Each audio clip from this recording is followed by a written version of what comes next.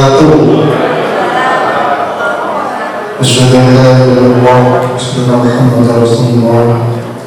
Rabbi sholli wa sallim wa ala lisani qawli al-qawli. Yang pertama, mari kita panjatkan puji dan syukur kepada Allah Subhanahu wa taala yang mana pada hari ini kita bisa menemukan dalam acara sensasi kita. Salawat serta salam mari kita curahkan kepada junjungan kita Muhammad SAW yang mana beliau mengubah dan menjadi jalan yang kita di saat ini.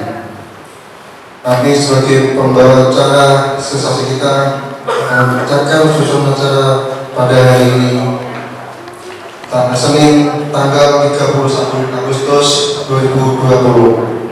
Acara pertama pembukaan, acara kedua menyanyikan lagu Indonesia Raya, acara ketiga pembacaan masyarakat beserta tafsirnya, acara yang keempat public speaking, acara yang kelima informasi, acara keenam pembinaan, dan yang terakhir adalah penutup. Marilah kita buka acara ini dengan pembukaan dengan bacaan basmalah. Bismillahirrahmanirrahim. Acara selanjutnya menyanyikan lagu Indonesia Raya. Hadirin dimohon berdiri.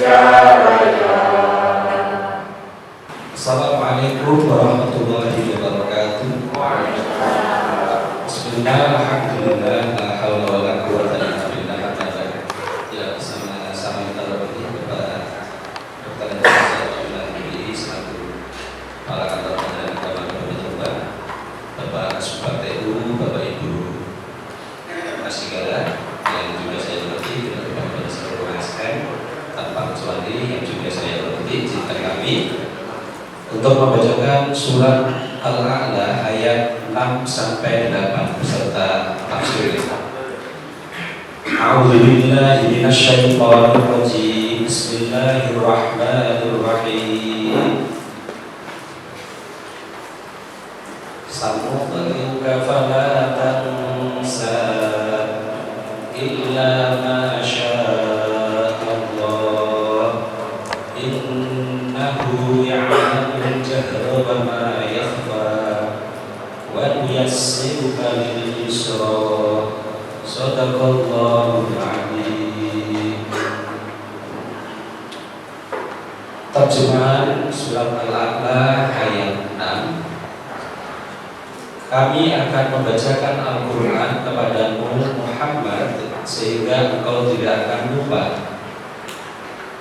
Ayat yang ketujuh, kecuali jika Allah menghendaki, sungguh Dia mengetahui yang terang dan yang tersembunyi. Ayat yang ke-8, dan kami akan memudahkan bagimu jalan kemudahan mencapai kebahagiaan dunia dan akhirat. Kosakata al-yusra menjadi sifat dari lafaz yang terbuat, asalnya al-fidlah al-yusra, yaitu jalan, keadaan yang mudah. Akar katanya adalah ya sin roh, yang artinya berkisar pada dua hal. Pertama, terbukanya sesuatu dan enteng, ringan, mudah, gampang.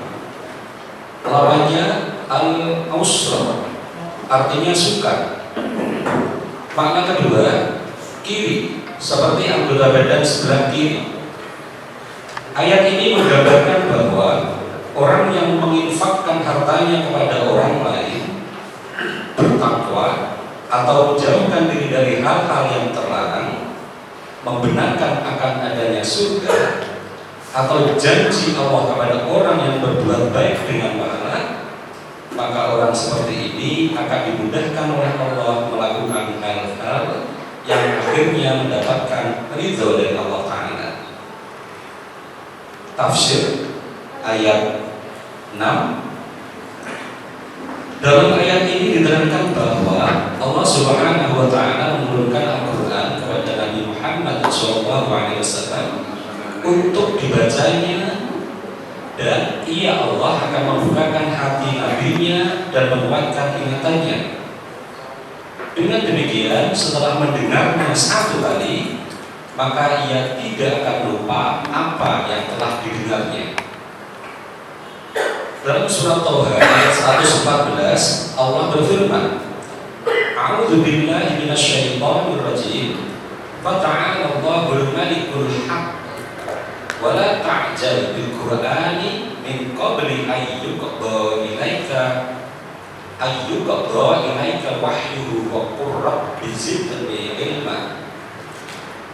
Maha tinggi Allah, Raja yang sebenar-benarnya, dan janganlah engkau Muhammad tergesa-gesa membaca Al-Quran sebelum selesai diwahyukan kepadamu, dan katakanlah, ya Tuhanku, tambahkanlah ilmu kepadaku. Di surat Al-Qiyamah ayat 16 dan 17, Allah juga berfirman, A'udzu billahi minasyaitonir rajim.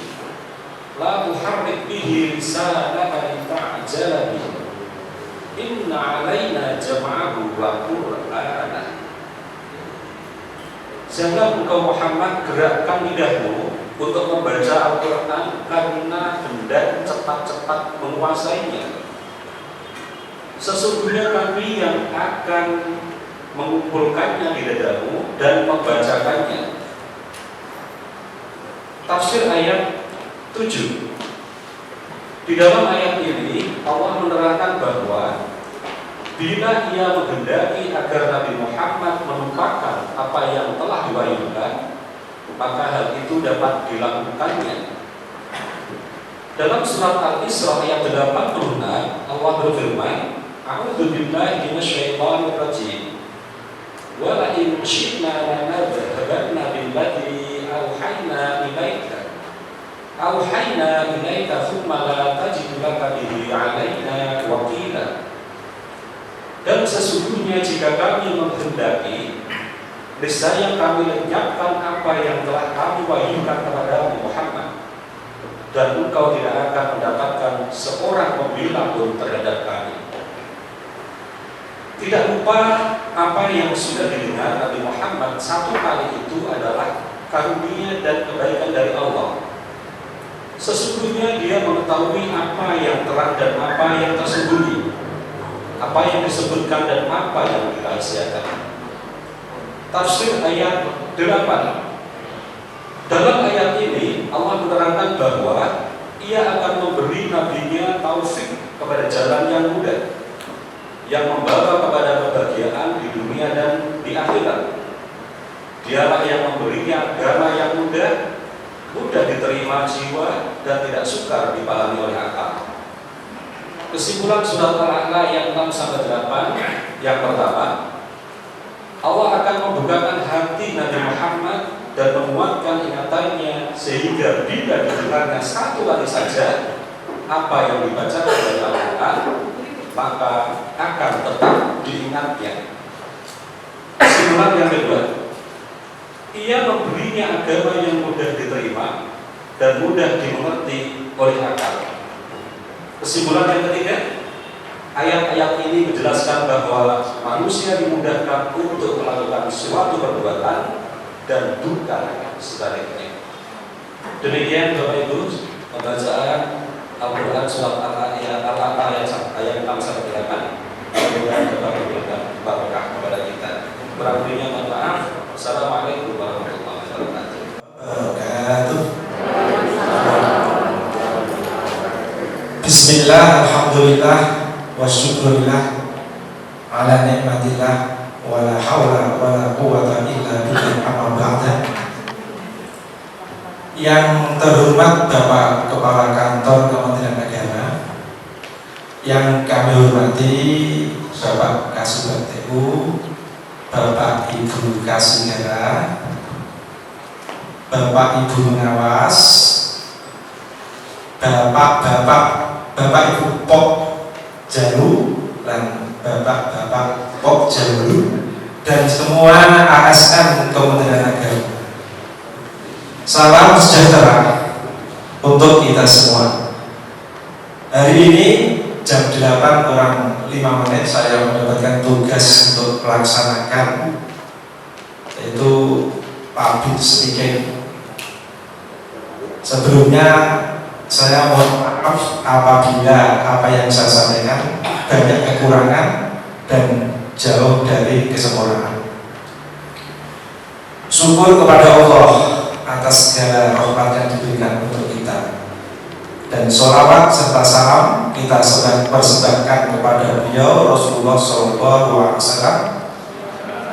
dan dengan penuh menggulungkan membimbing mendidik kita dari jalan yang sesat menuju jalan yang terang benderang, serta kita diberikan hadiah berupa bacaan sholawat, dan semoga kita cinta kepada sholawat Rasul, dan insya Allah besok kita akan mendapatkan syafaatnya dari kemudian.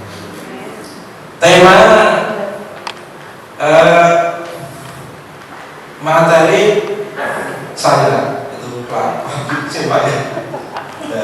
speaker saya ini temanya adalah, judulnya tadi Pak, pakai slide.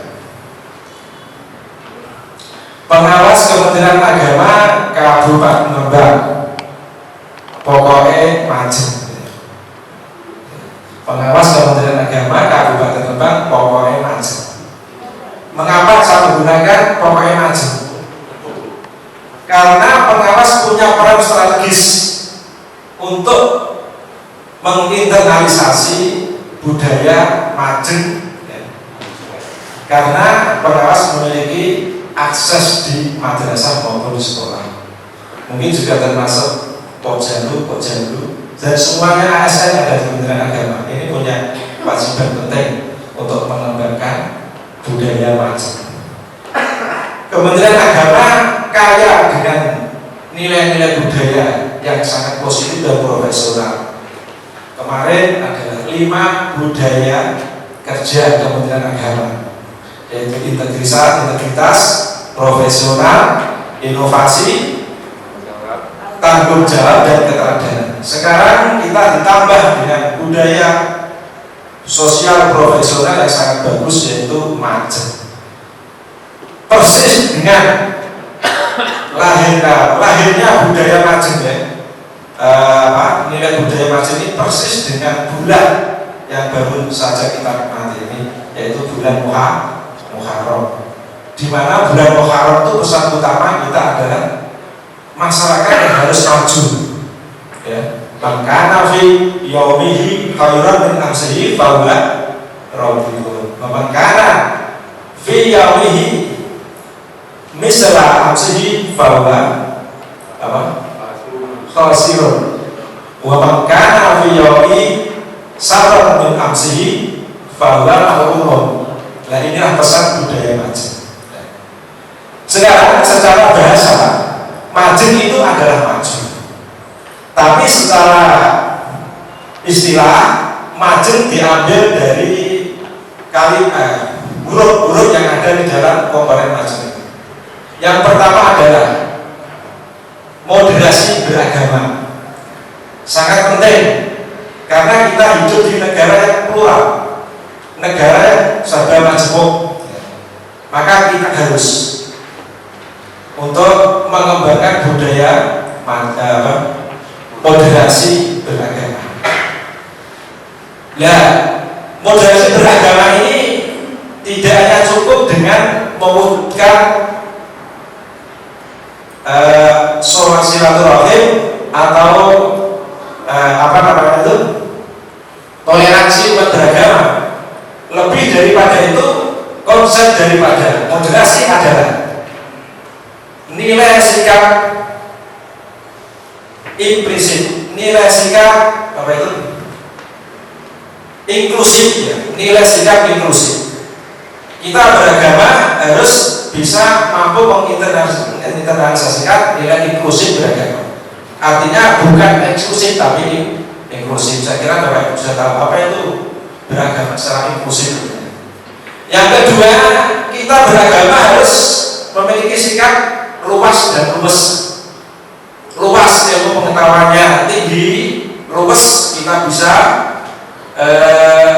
bersama-sama bertoleransi, berkolaborasi, bekerjasama dengan yang lain dengan saling menghormati. Kemudian yang terakhir adalah udkhulu fis-silmi kafah.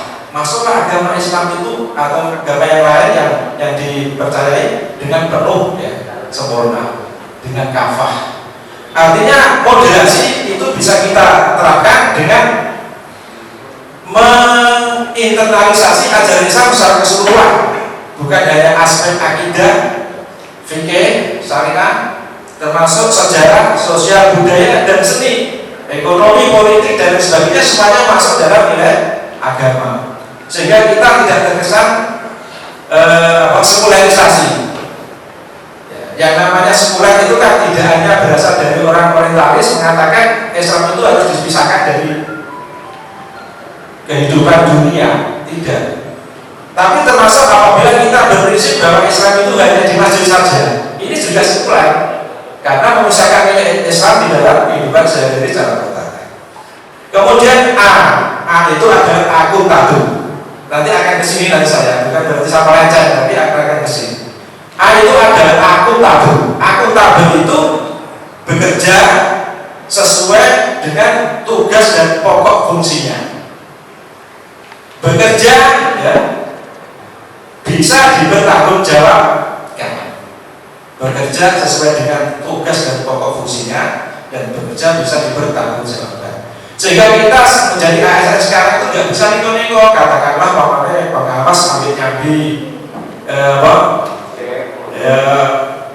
ngojek atau buka warung makan dan lain sebagainya, tidak bisa. Pengawas ya Pak, pengawas nggak bisa nyambi yang lain. Ya semuanya. Ya kalau pengawas asesor nggak masalah, sebab asesor itu merupakan bagian dari program penilaian 8 standar, ya. Jadi tupoksinya sama, cuma wilayahnya beda, maka itu perlu diperkuat dengan surat dispensasi dari pimpinan. Kemudian jeng itu artinya jeng.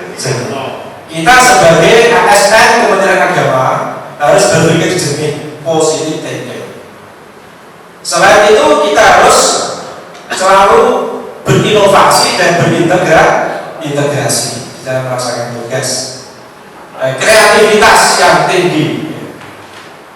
Ini pemaknaan dari jernih, berpikir yang jernih, kolaborasi, kooperatif, ya apa itu punya loyalitas yang tinggi, baik itu loyal kepada tugasnya, loyal kepada teman sesama, dan loyal kepada pimpinan dan lain sebagainya. Kemudian yang itu adalah NG, ngayomi. Jadi ASN Kementerian Agama itu harus pinter ngayomi terhadap tugasnya, kewajibannya, ngayomi keluarga, ngayomi seluruh masyarakat di wilayah kita maupun semua masyarakat yang membutuhkan kita. Artinya bangsa Indonesia. Yang penting tidak ngayomi istrinya orang lain. Iya, yang penting dijaga dulu orang lain. Ya karena yang belum punya sangat banyak kok, mengapa harus kayak itu yang masalahnya. Baiklah, karena maju maka terkait dengan tugas pokok dan fungsi pengawas pendidikan madrasah maupun pengawas pendidikan agama Islam. Karena terkait dengan tugas pokok dan fungsi, maka saya menggunakan regulasi, yaitu PMA nomor 2 tahun 2012 tentang pengawas madrasah ya, dan pengawas pendidikan agama Islam pada sekolah. Lanjutnya Pak, langsung saja karena hanya 15 menit. Pada bab 1 ketentuan umum. Ini karena regulasi maka saya tidak berani mengganti kalimat. Maka cukup hanya saya ambil saja, seperti yang penting bagi saya. Karena dia ada pasal ayat 1, ayat 2 itu tidak saya tulis. Kemudian langsung pada ayat 3. Pengawas madrasah adalah guru pegawai negeri sipil yang diangkat dalam jabatan fungsional pengawas satuan pendidikan yang tugas, tanggung jawab dan wewenangnya melakukan pengawasan akademik dan pengawasan manajerial di madrasah. Sedangkan pengawas pendidikan agama Islam yang selanjutnya disebut sebagai pengawas PAI pendidikan agama Islam pada sekolah adalah guru pegawai negeri sipil yang diangkat dalam jabatan fungsional pengawas pendidikan agama Islam yang tugas, tanggung jawab dan wewenangnya melakukan pengawasan penyelenggaraan pendidikan agama Islam pada sekolah. Jadi ASN, ya guru ASN yang ditugaskan menjadi pengawas. Ini itu tadi adalah pengertian. Sekarang tugas dan fungsi. Bab 2 tugas dan fungsi pada pasal 2 ya, ayat 1. Pengawas madrasah meliputi pengawas RA, MI, MTS, MA dan atau MAK. Itu pengawas madrasah. Ini tugasnya pengawas madrasah meliputi pengawas RA, MI, MTS, MA atau MAK. RA itu apa? Kira-kira RA? RA itu Raudhatul Atfal, bukan Raden Ajeng ya. Udah bocor Raden Ajeng Megawati. Malah repot. Ya, bukan Raden Ajeng Megawati ya, tapi MI Madrasah Ibtidaiyah ya. Yang kalau ini jangan dimasukkan hati ya. Dimasukkan dalam mulut aja.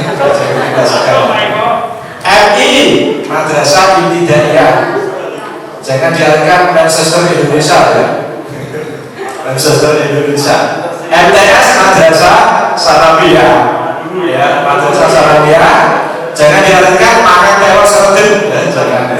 Tapi madrasah Sanawiyah ada negeri ada swasta. Madrasah Aliyah dan madrasah apa?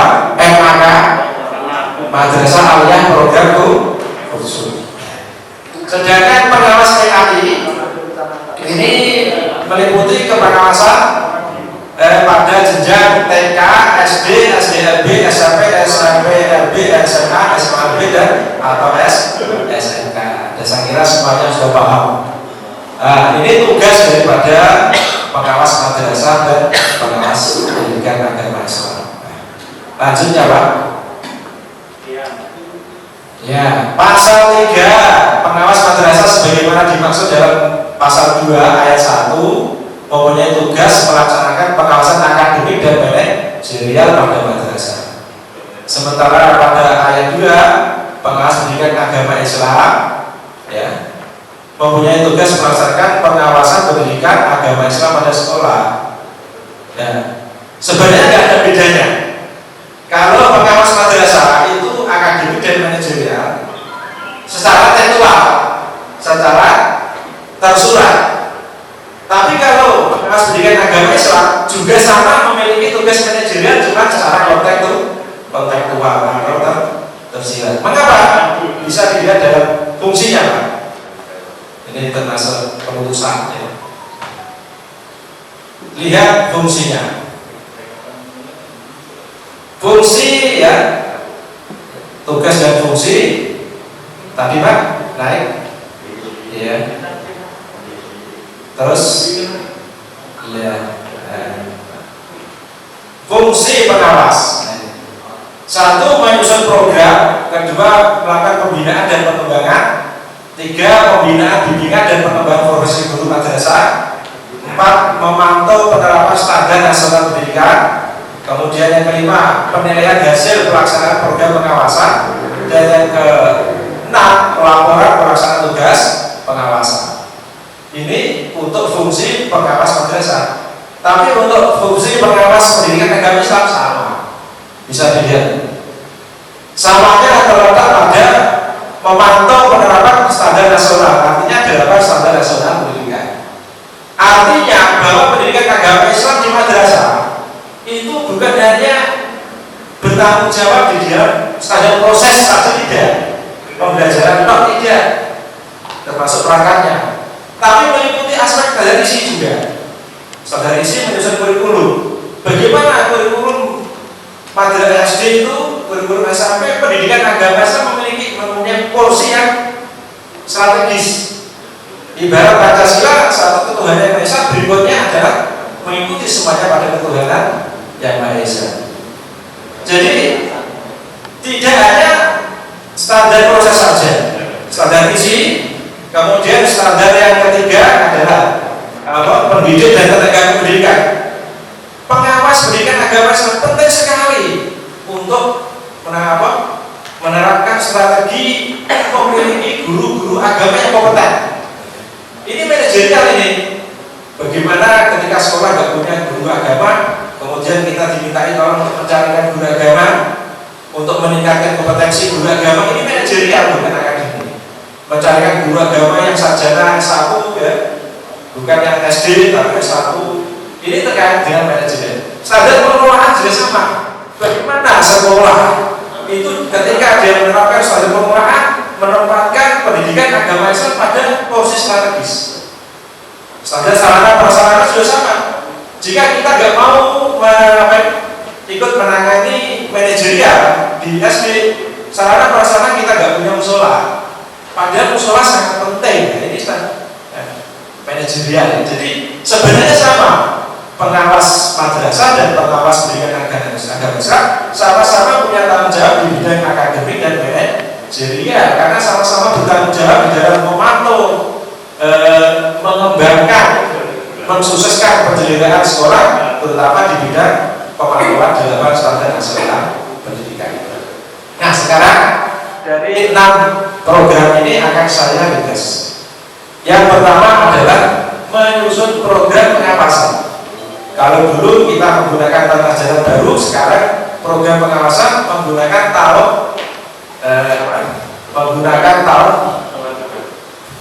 apa itu namanya? Tahun anggaran. Di mana ya memang betul loh ya takon biar supaya semangat semua. Sebenarnya tahu, cuman kita lari. Ada respon apa tidak dari audien ini? Ternyata alhamdulillah ada respon. Program pengawasan, sebelum menyusun program pengawasan, pengawas itu harus mengadakan konten, mengadakan analisis konten. Kenapa? Karena secara eksplisit maupun implisit madrasah itu ada secara eksplisit ya, ada madrasah yang tingkatnya itu madrasah penyetaraan, ada madrasah rintisan, ada madrasah rintisan. Yang kedua ada tingkat madrasah mandiri, dan yang ketiga ada tingkat madrasah yang unggulan. Di Rembang ini berdasarkan dari pembinaan, penelitian dan pengamatan kita, evaluasi kita secara eksplisit itu. Jadi ada madrasah yang sifatnya masih rintisan, ada madrasah yang sudah mandiri, dan ada madrasah yang unggulan. Ya. Di dalam menghadapi aneka ragam tingkatan madrasah ini, pengawas tidak bisa langsung menyusun program dengan semampu itu, bisa. Harus berdasarkan situasi dan kondisi madrasah itu. Pengawas punya wewenang untuk melakukan skala prioritas, dan jangan sampai pengawas yang melakukan skala prioritas itu disalahkan. Pengawas orang tahu nih sekolah negeri. Tadi apa? Sudah ada tingkatan. Otomatis kebanyakan dari kita itu memprioritaskan di swasta, karena semuanya rintisan kecuali MTS Masyarakat Buddha Suke itu memang sudah mandiri. Artinya orang usah dibina, orang usah dibimbing, orang usah pendampingan. Setiap tahun ajaran baru semua administrasi sudah terpenuhi semuanya. Tapi yang lainnya seperti contohnya daerah saya Al-Madinah, Bonit, terus ya jelas nggak ada apa-apa. Ya inilah. Jadi sebelum menyusun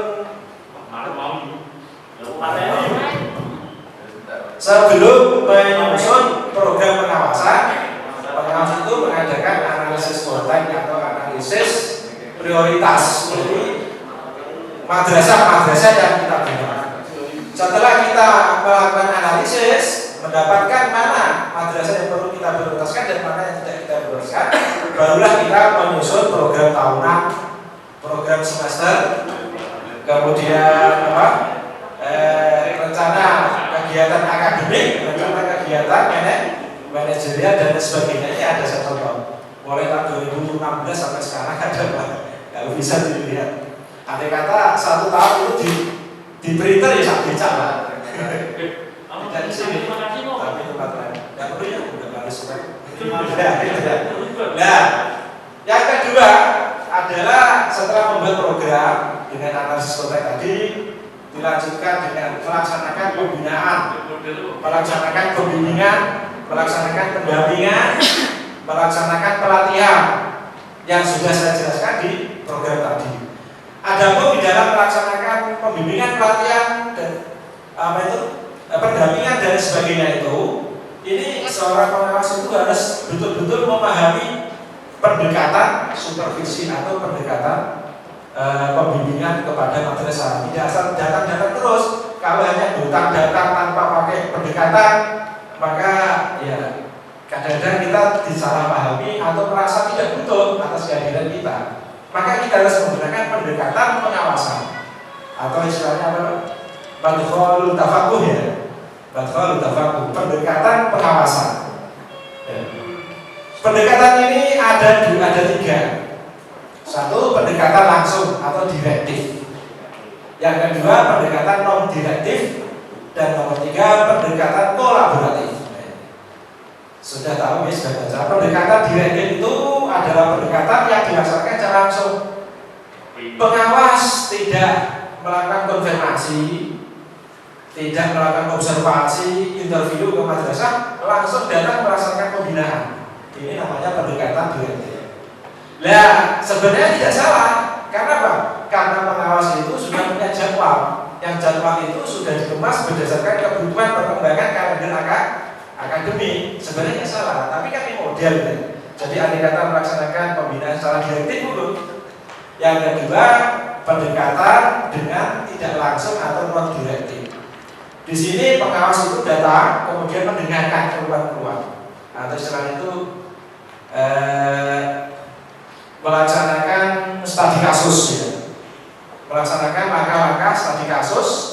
Setelah kasus temukan, langkah prognosa dan diagnosa. Setelah diagnosa itu apa? Diagnosa itu adalah menetapkan mana kekurangan-kekurangan, permasalahan-permasalahan yang sudah kita peroleh dari madrasah itu. Setelah itu kita lanjutkan dengan prognosa, yaitu pengawas memastikan obat terapi ya, obat yang akan kita gunakan untuk mengobati madrasah yang bermasalah ini kira-kira apa saja. Setelah itu baru kita melaksanakan terapi, yaitu pengobatan. Setelah kita terapi baru kita evaluasi dan sampai akhirnya sampai kepada apa Pak? Yang terakhir setelah evaluasi yaitu apa?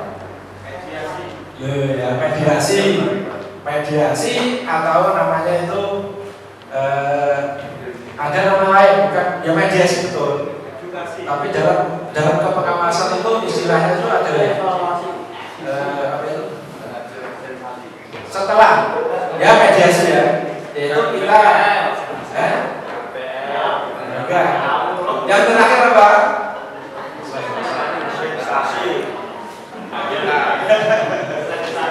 Ya, mediasi bisa. Nah ini setelah itu baru kita melaksanakan menyepakati bersama-sama dari sekolah apa yang dibutuhkan oleh sekolah, sehingga seperti supervisi klinis itu supervisi yang dilakukan setelah memperoleh pengaduan atau keluhan informasi dari sekolah, baru kita melaksanakan pembinaan maupun pelatihan dan pendampingan kepada madrasah. Sedangkan yang pendekatan yang ketiga adalah kolaborasi antara pendekatan langsung dan tidak langsung. Ini lebih fleksibel, Sudah barang tentu di dalam menyusun jadwal pengawasan juga harus fleksibel, karena kita menampung permintaan dari madrasah sesuai dengan yang dibutuhkan oleh kegiatan madrasah itu. Nah, sekarang berikutnya adalah metode supervisi. Di dalam melaksanakan metode supervisi,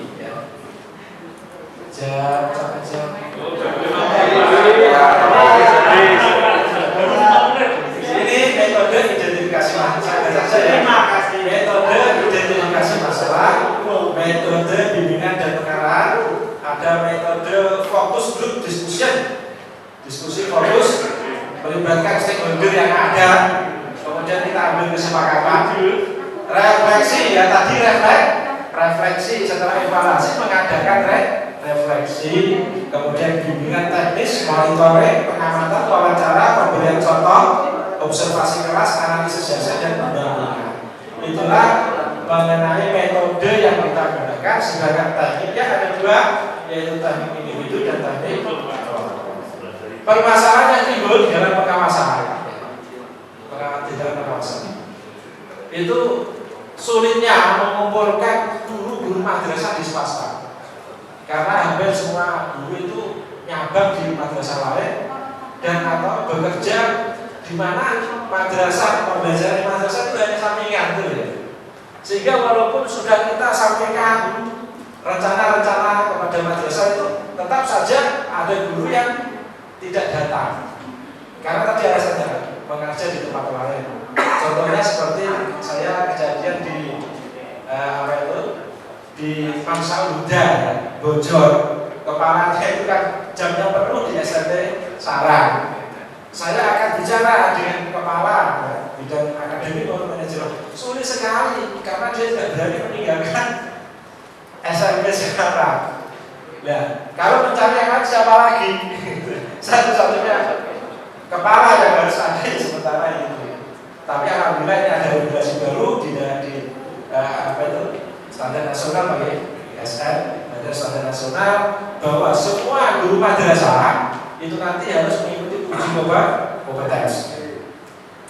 Semua guru, semua kepala baik di madrasah maupun sekolah harus mengikuti uji kompetensi. Nah ini sangat berat, mudah-mudahan terlaksana dengan baik. Saya kira itu Bapak Ibu saya hormati, kurang lebihnya saya mohon maaf dan sebesar-besarnya. Rasulullah